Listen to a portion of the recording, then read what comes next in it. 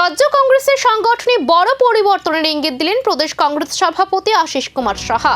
দিল্লিতে কেন্দ্রীয় নেতৃত্বের সঙ্গে বৈঠক শেষে রাজ্যে ফিরে তিনি জানান, রাজ্য কংগ্রেসকে আরও শক্তিশালী করতে শাখা সংগঠন সহ জেলা স্তরের কাঠামো পুনর্গঠনের সিদ্ধান্ত নেওয়া হয়েছে। শাখা সংগঠন থেকে শুরু করে জেলা স্তরের কাঠামো সর্বসম্মতিক্রমে ঠেলে সাজানো হবে। তবে সিদ্ধান্ত ঘিরে এখন রাজনৈতিক মহলে শুরু হয়েছে নানা জল্পনা। তিনি জানান, সর্বসম্মতিক্রমে সংগঠনকে ঠেলে সাজানো হবে যাতে দল আরো শক্তিশালী হয়ে উঠতে পারে।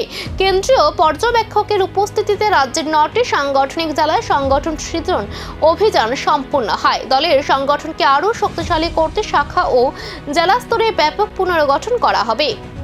সর্বভারতীয় কংগ্রেস কমিটির যে রাজ্যে রাজ্যে সংগঠন পুনর্গঠনের জন্য জেলা স্তরে সংগঠন সৃজন অভিযান এটা শুরু হয়েছিল।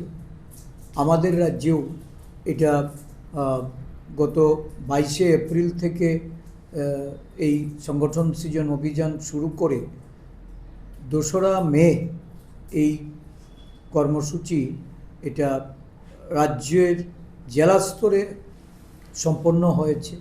প্রতিটা জেলাতে একজন করে এআইসিসির পর্যবেক্ষক নিযুক্ত করা হয়েছিল এবং প্রদেশ স্তর থেকেও আমরা 3 জন করে সহযোগিতার জন্য পর্যবেক্ষক আমরা সেখানে নিযুক্ত করেছিলাম।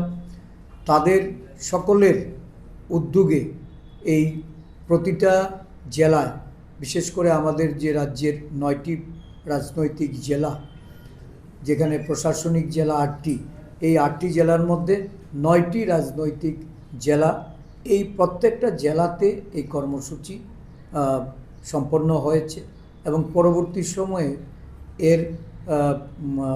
এটার যে প্রসেস, এই প্রসেসটাকে ফলো আপ করার জন্য দিল্লিতে আমাদের ডেকে পাঠানো হয়েছিল রাজ্য নেতৃত্বকে। সেখানে আমরা প্রত্যেকেই এই জেলার যে ফাইন্ডিংস ছিল অবজারভারদের, তার উপরে যে আলোচনা, সেই আলোচনায় অংশগ্রহণ করি এবং আমাদের নিজস্ব যে আমাদের মতামত সেগুলিও আমরা তুলে ধরি। এবং সর্বশেষ যেটা, যে আমাদের সর্বভারতীয় সভাপতি এবং আমাদের সাংগঠনিক সাধারণ। তবে এই সংগঠন শুধু সাংগঠনিক পরিবর্তন নাকি রাজনৈতিক কৌশলের বড় ইঙ্গিত, তা নিয়ে এখন প্রশ্ন উঠছে রাজনৈতিক মহলে। ঠেলে সাজানোর ঘোষণা হচ্ছে, কিন্তু বাস্তবে কতটা বদলে আসবে রাজ্য কংগ্রেসে? নজর এখন কেন্দ্র ও রাজ্য নেতৃত্বের পরবর্তী পদক্ষেপের দিকেই।